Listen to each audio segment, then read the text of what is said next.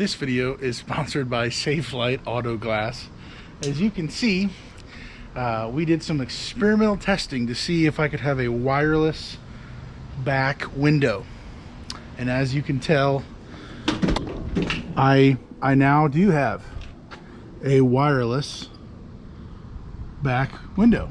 This all started when I was trying to install a new wireless connector, or rather wireless remote, for my hoist as well as the winch system, having a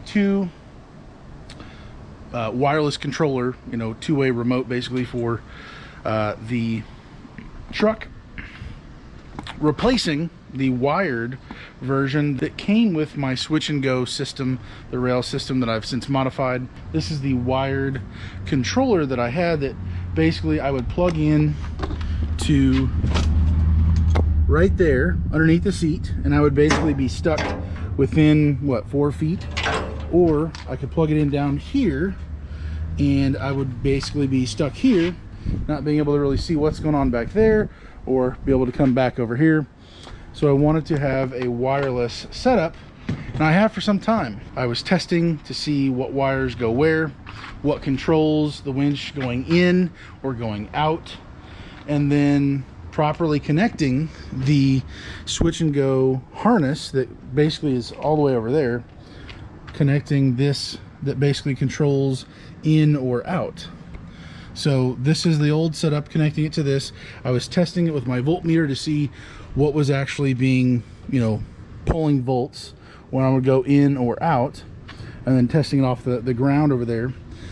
And then once I knew which one was going what direction, I was going to then find out where this goes, which goes all the way over to here, to the box here, to then be able to run my new,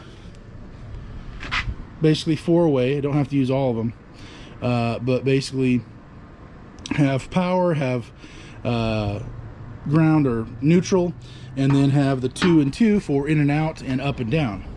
So as I was, you can probably see where this is going, as I was testing these and using the wireless remote that I do have wired here. This is just for the winch. So I have been using a wireless remote for the winch and a wired remote for the hoist, as that is up and down there. The winch in and out, as you can see, that's kind of busted up. It doesn't really work anymore, and so that's why I've been using this wired or wireless remote for the winch. So as I was testing those things over here, basically it wouldn't stop pulling it in.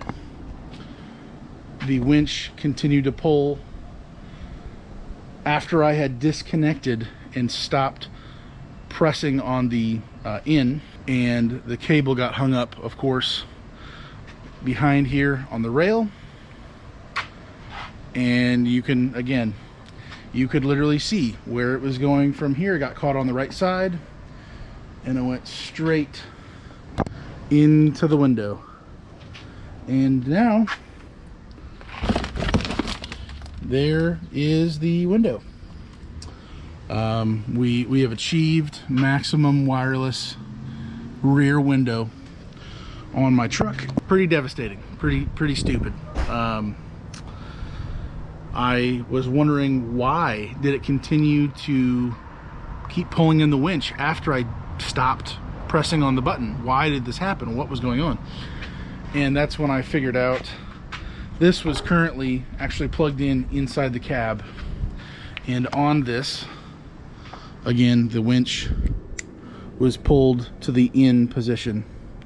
It was stuck there on, connected to the inside there on the floor, and basically following the trail of the harness goes to there, basically the brains of the deal, and then straight to the winch, and it pulled it in.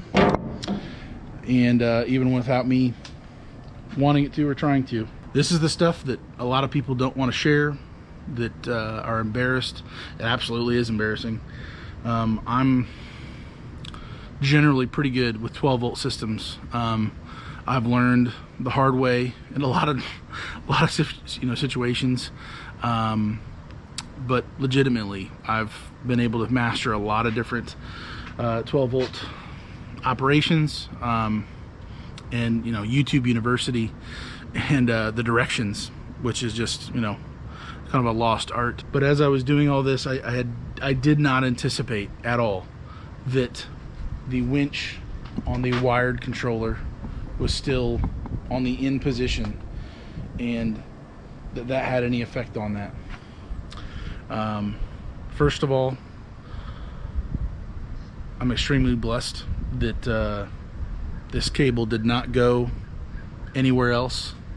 It was just me out here. Cable could have gone anywhere.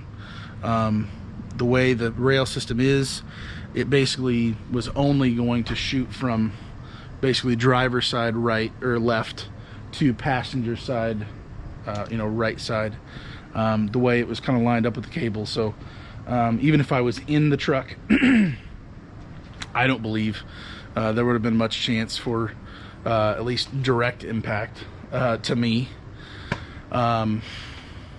It's Saturday afternoon. I have a drop off tomorrow morning, and then I've got stuff on Monday. And yeah, as you can see, we've kind of chipped away at all the loose stuff. I'm going to be getting one of those kits to patch up the wireless window now, and find out how much it's going to cost. I believe was it Safelite? It's like $450. Yeah, it's good stuff. Definitely learned a lesson here. I'm going to try to improve on my my current safety, what I normally do. I thought I was being safe. All the systems I was actively looking at that had direct connection with all this, I was testing everything before I was connecting, and then with the remote and everything. Did not anticipate the other controller inside connected and somehow on the in position. This is the ugly side of trying to save some money, trying to do it yourself. At some point, overconfidence, thinking or that you're safely and capably able to do these kind of things. I'm grateful to be here, and yeah, this is stupid things happen. Usually stupid things are dangerous, and I'm spared by the grace of God again. I'm ready to go to bed right now. This is not a fun experience. I can pretty much guarantee you this will never happen again. Limiting the variables, if nothing else, I'm going to take that away from this. Limit the variables and isolate the fixed possibilities when you're working with electrical stuff or anything that's dangerous or potentially dangerous. This is not a proud moment, but I am grateful. I do want to share it with you. It's not pretty, it's ugly and just bad. Anyways, hopefully you have a better day than I do. If you didn't get the joke, this is not sponsored by Safelite. But yeah, the wireless window is it's interesting. Good stuff. Have a great day, guys. Stay safe, and God bless.